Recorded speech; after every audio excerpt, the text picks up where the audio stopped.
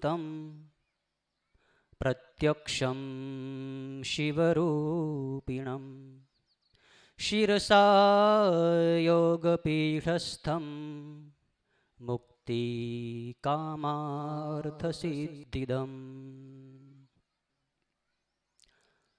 આપણા સૌના હૃદય કમળમાં આત્મ સ્વરૂપે, આનંદ સ્વરૂપે, શાંતિ સ્વરૂપે, પ્રેમ સ્વરૂપે નિત્ય બિરાજમાન આપણા વહાલા ચરણ કમલોમાં શતકોટી સાષ્ટાંગ દંડવન નમસ્કાર. આજનો મહાશિવરાત્રિ પર્વ આપણા બધાય સત્સંગી વહાલા ભાઈઓ બહેનો સત્સંગીજનો માટે દ્વિવિધ મહત્વ ધરાવે છે, બેવડું મહત્વ ધરાવે છે. બેવડું મહત્વ કઈ રીતે? તો એક તો આજનો મહાશિવરાત્રિ પર્વ એટલે ભગવાન સદાશિવનું શિવલિંગ રૂપે પ્રાગટ્ય થયું. સૌ પ્રથમ શિવલિંગ સ્વરૂપે, અગ્નિસ્તંભ સ્વરૂપે ભગવાન મહાદેવ આજના મહાશિવરાત્રિના પર્વે રાત્રિના મધ્યકાળમાં પ્રગટ થયા હતા. એટલા માટે મહત્વ.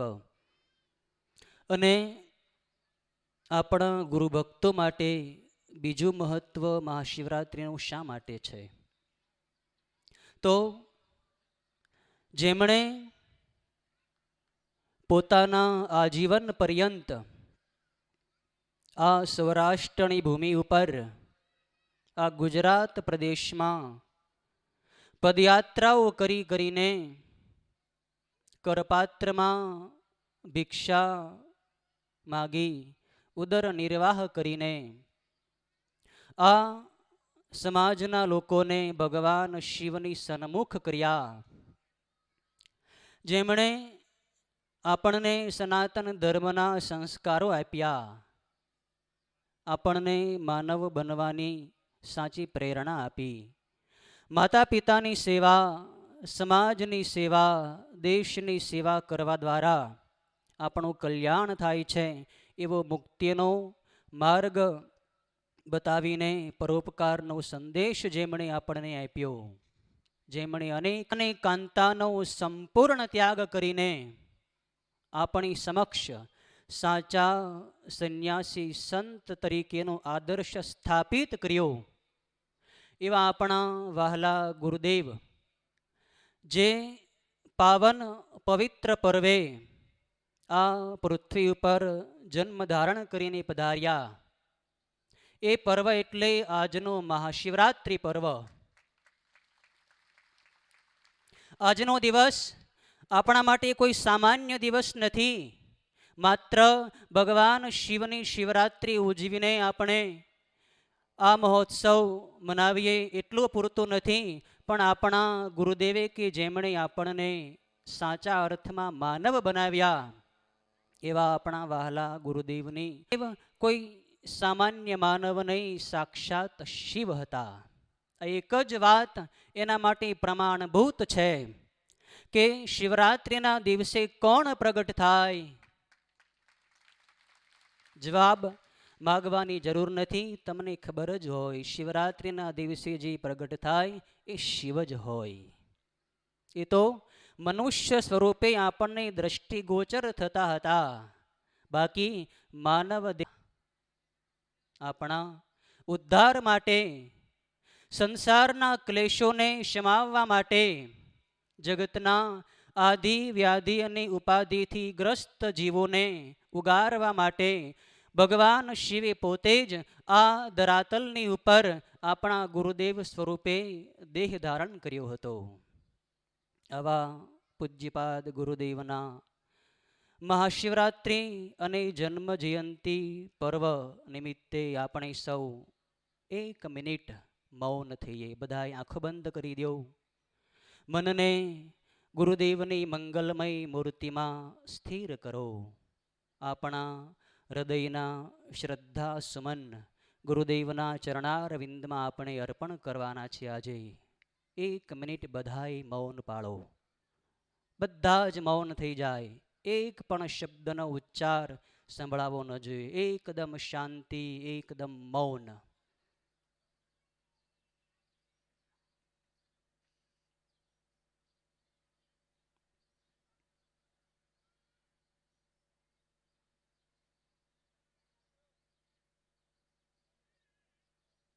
સદગુરુ ભગવાન કી જય. ગુરુદેવના ચરણોમાં આપ સૌના વતી ગુરુદેવનો આ એક નાનકડો સેવક શ્રદ્ધા સુમન શ્રદ્ધાંજલિ રૂપે હૃદય કમળના ભાવ પુષ્પો અર્પણ કરી મનોમન પ્રાર્થના કરે છે કે હે ગુરુદેવ, હે દયાળુ કૃપાળુ ગુરુદેવ, અમારા હૃદયના ભાવ પુષ્પોને આપ સ્વીકાર કરી અમારા જીવનમાં નિત્ય આનંદ સ્વરૂપે, શાંતિ સ્વરૂપે, પ્રેમ સ્વરૂપે આપ વિદ્યમાન રહેજો. હે ગુરુદેવ, આ કળિયુગના ભયંકર વાતાવરણમાંથી તમારા આ સંતાનોનું રક્ષણ કરજો. આ જગતમાંથી જ્યારે અમારા જીવનમાં કોઈ દોષો આવે, કોઈ અપરાધો આવે, કોઈ પાપો આવે, દુર્ગુણો આવે, ત્યારે હે વહાલા ગુરુદેવ, હે હૃદય કમળમાં બિરાજમાન ગુરુદેવ, આપ આપના દિવ્ય જ્ઞાનના પ્રકાશથી અમારા જીવનના દુર્ગુણોને, પાપોને દૂર કરી અમને શુદ્ધ બનાવજો. આપના ચરણારવિંદમાં અમારી અખંડ અનન્ય પ્રેમ લક્ષણા ભક્તિ નિરંતર. હે ગુરુદેવ, આપે અમને જે ઉપદેશ આપી સનાતન ધર્મનો પવિત્ર માર્ગ બતાવ્યો, ભગવાન સદાશિવની પરમ ભક્તિ બતાવી, એ આપના ઉપદેશપ્રદ એ સંદેશને અમારા જીવનમાં અમે નિત્ય વણી લઈએ. એ પ્રમાણે અમારું જીવન જીવીને આખરે આપના જ ઉપદેશ અનુસાર, આપના સિદ્ધાંત અનુસાર સમસ્ત જીવન જીવીને છેવટે ભગવાનના પરમધામને અમે પ્રાપ્ત કરી લઈએ. આપે સાધના, ભજન, તપશ્ચર્યા કરી કરીને જે શિવલોકની પ્રાપ્તિ કરી લીધી, એ જ શિવલોકમાં આપની કૃપાથી અમારો વાસ થાય એવી કૃપા કરજો, દયા કરજો, અમારી સાથે રહેજો. મહાશિવરાત્રિનો પર્વ એટલે શિવ ભક્તો માટે તો આજનો મહાપર્વ. ઈશાન સંહિતામાં મહાશિવરાત્રિ વ્રત વિશે કહેવામાં આવ્યું છે. મહાશિવરાત્રિ વ્રતમ નામ સર્વ પાપ પ્રણાશનમ આ ચાંડાલ મનુષ્યાણામ ભુક્તિ મુક્તિમ પ્રદાયકમ. અર્થાત મહાશિવરાત્રિ પર્વ સર્વ પાપોનો વિનાશ કરનારું પર્વ છે. કોઈ બ્રાહ્મણ માત્ર જ નહીં, ક્ષત્રિય કે વૈશ્ય જ નહીં, પણ આ ચાંડાલ એટલે કે ચાંડાલ પર્યંત ક્ષુદ્ર હોય, અંત્યજ હોય, સ્વપચ હોય, પાપી હોય, સ્ત્રી હોય કે પુરુષ હોય, તમામ જાતિના, તમામ જ્ઞાતિના, તમામ દેશના, તમામ વેશના, તમામ ભાષાના દરેક લોકો માટે આ મહાશિવરાત્રિ પર્વ ભોગ અને મોક્ષ આપનારો મહાપર્વ છે. કોઈ પણ માનવ ભલે એણે જિંદગીમાં લાખો કરોડો પાપો કર્યા હોય, માથામાં જેટલા વાળ હોય એટલા પાપ કર્યા હોય, પણ ભગવાન શિવની આજે અલ્પ આરાધના કરે તો પણ એના બધાય પાપો બળીને એ માનવ ભગવાન શિવના ચરણોમાં પ્રીતિ ધરાવીને મુક્તિ માટે યોગ્ય બની જાય છે, પાત્ર બની જાય છે. આ મહાશિવરાત્રિ પર્વ ભગવાન શિવની સન્મુખ થવાનો પર્વ છે. શિવ સર્વદેવમય છે. શિવ સર્વ જગત ગુરુ સ્વરૂપ છે. સ્કંદ પુરાણ એમ કહે છે, શિવો ગુરુ શિવો દેવ શિવો બંધુ શરીરિણામ શિવાદન્યન કિંચન. શિવ જગત ગુરુ છે. પરમાત્મા સદાશિવ સર્વનો આત્મા છે. ભગવાન સદાશિવ જ આપણા દેહની અંદર જીવ સ્વરૂપે બિરાજી રહ્યા છે. શિવ જ મહાદેવ છે. એક ભગવાન શિવ સિવાય બીજું કાંઈ નથી. શિવાદન્યન કિંચન. પછી આગળ કહે છે, શિવમુદ્દિશ્ય યત્કિંચિત દત્તમ જપ્તમ હુતમ કૃતમ તદનંત ફલમ પ્રોક્તમ સર્વાગમ વિનિશ્ચિતમ. અર્થાત ભગવાન શિવને ઉદ્દેશીને જો આપણે દાન કરીએ, જપ કરીએ કે યજ્ઞમાં આહુતિ આપીએ તો એ કરેલા સત્કર્મનું ફળ અનંત થઈ જાય છે. તદનંત ફલમ પ્રોક્તમ. અને આ વાત કોણ કહે છે? સર્વાગમ વિનિશ્ચિતમ. અર્થાત સર્વ આગમો, સર્વ શાસ્ત્રો, સર્વ વેદોની પુરાણો પોકારીને કહે છે કે ભગવાન શિવને નિમિત્તે તમે થોડું પણ અર્પણ કરો તો એનું ફળ અનંત હોય છે. આ મહાશિવરાત્રિનો પર્વ મુક્તિ આપવાની ગર્જના કરે છે. મહાશિવરાત્રિ પર્વ એમ કહે છે કે તમે મારા આ પાવન દિવસે અલ્પમાત્ર ધ્યાન કરો, થોડી વાર માનસ પૂજા કરો, થોડી ભગવાનની પાર્થિવ લિંગની પૂજા કરો, થોડોક શિવ નામનો જપ કરશો તો હું તમને મુક્તિના ધામનો અધિકારી બનાવી દઈશ. આમાં લેશ માત્ર સંશય નથી. આગળ સ્કંદ પુરાણમાં સ્વયં સ્તુતજી મહારાજ કહે છે, સા જીહવા યા શિવો ધ્યાયતે શિવમ તત્કર્ણો તત્કથા લોલો તૌ હસ્તો યસ્ય પૂજકો. અર્થાત એ જ જીભ સફળ છે કે જે ભગવાન શિવની સ્તુતિ કરે છે. જે જીહવા વડે ભગવાનનું આપણે સ્મરણ ન કર્યું હોય, ભગવાનના નામનો જપ કર્યો ન હોય, ભગવાન શિવની સ્તુતિ ન કરી હોય તો એ જીભ નથી, એ માંસનો લોચો છે. જીભથી જે માનવ ભગવાનના પવિત્ર નામનો જપ કરે છે એની જ જીભ, એની જ જીહવા સફળ છે. ભગવાને આપણને આવી માનવ શરીરની કાયા આપી છે. એમાં ભગવાનની સેવા કરવા માટે આવા પવિત્ર અંગો આપ્યા છે. જીભ વડે ભગવાનના પવિત્ર નામનો જપ કરો, મન વડે ભગવાનનું સ્મરણ કરો. એ જ મન સાર્થક છે કે જે ભગવાનનું નિત્ય સ્મરણ કરે છે. તન મનો ધ્યાયતે શિવમ. ભગવાનનું જે મન ધ્યાન કરે એ જ મન કહેવાય છે. જે મન સદાય વિષયોનું ચિંતન કરતું હોય, વિષય વાસનામાં ખરડાયેલું હોય, એ મન નથી. એ જ મન સાચું મન છે કે જે નિરંતર ભગવાનના ચરણ કમળોનું પ્રીતિપૂર્વક, શ્રદ્ધાપૂર્વક, ભાવપૂર્વક ધ્યાન કરે છે. એ જ જીભ સફળ છે જે ભગવાન શિવના નામની ધૂન બોલે છે. શિવ નામ હરે, શિવ નામ હરે, શિવ નામ હરે, શિવ નામ હરે.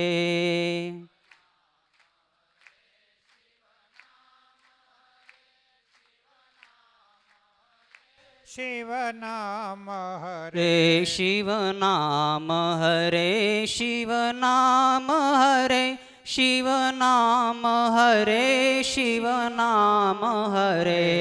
શિવ નામ હરે, શિવ નામ હરે, શિવ નામ હરે, શિવ નામ હરે. શિવ નામ હરે, શિવ નામ હરે. બોલો. શિવ નામ હરે, શિવ નામ હરે, શિવ નામ હરે, શિવ નામ હરે.